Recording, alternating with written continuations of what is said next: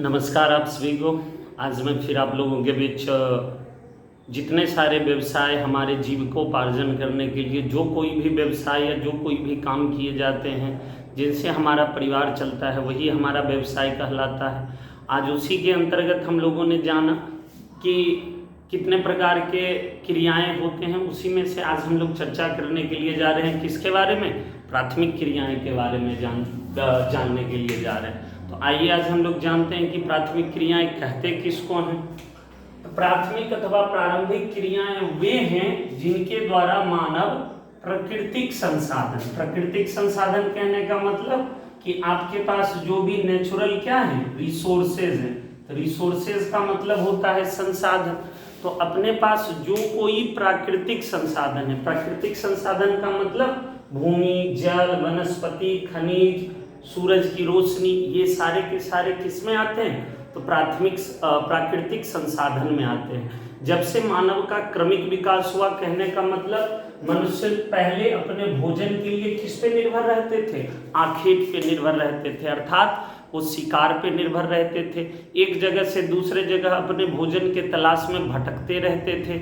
उसे जहाँ कहीं भी भोजन मिल जाता था वो अपना निवास स्थान वहीं सेटल कर लेते थे। लेकिन जब जनसंख्या में बढ़ोतरी हुई, अगल बगल के जितने सारे संसाधन थे वो खत्म होने लगे, तो मनुष्यों ने यहाँ पे क्या करना शुरू किया? तो सबसे पहले यहाँ पे मनुष्यों ने अपने अगल बगल जितने सारे प्रकार के जानवर पाए जाते थे उन्हें पालतू बनाए, और सबसे पहले उसी भूमि पे मनुष्यों ने क्या करना शुरू कर दिया?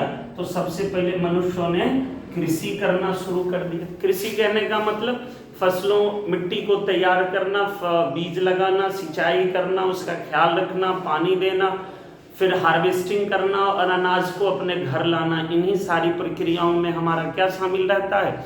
तो इन्हीं सारी प्रक्रियाओं में हमारा कृषि शामिल रहता है। इसके अलावा जल से अभी के समय में एक ऐसा भी वक्त रहा है कि जब हमारे पास यातायात का प्रमुख साधन जल ही था।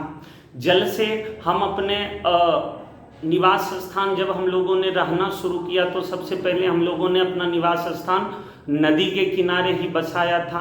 आज के समय में भी नदी से कई तरह के चीज़ होते हैं। व्यापार भी बृहद पैमाने पे सबसे ज़्यादा नदियों के द्वारा ही किया जाता है। इसके अलावा वनस्पति, लकड़ियों, वन्य संसाधनों से मिलने वाले हमारे पदार्थ। वन से अगर हम लोग बात करें तो सबसे पहले हम लोग किसकी बात करते हैं? एक पौधे या पेड़ की बात करते हैं। तो सबसे पहला इसी में हमारा सारा चीज़ मौजूद होता है। पेड़ की जड़ भी हम लोग खाते हैं, उदाहरण के लिए गाजर, मूली।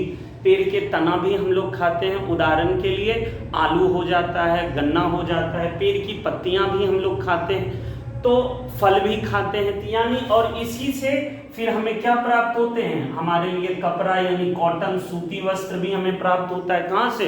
पौधा से ही हमें ये सारी चीजें प्राप्त होती हैं। और इसी वनस्पति से हम अपने लिए लकड़ी का सामान, अभी उदाहरण के लिए इस बोर्ड पे हम लोग पढ़ रहे हैं तो यह भी कहीं ना कहीं किसी लकड़ी का ही बना हुआ है।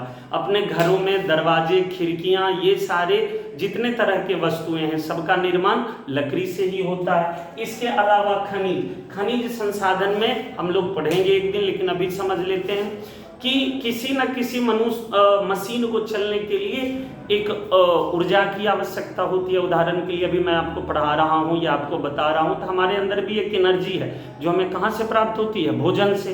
तो उसी तरह से खनिज भी एक ऐसा पदार्थ है जिससे हमें ऊर्जा प्राप्त होता है, जिससे कई तरह के काम क्या होते हैं? किए जाते हैं। तो वैसा संसाधन या वैसा चीज जो हमें प्रकृति से सीधे तौर पर प्राप्त होते हैं और उससे रिलेटेड जितनी तरह की क्रियाएं होती हैं वही सब हमारी क्या कहलाती है? प्राथमिक क्रियाएं कहलाती हैं। तो आज के लिए इस टॉपिक में इतना ही, और आज के लिए धन्यवाद।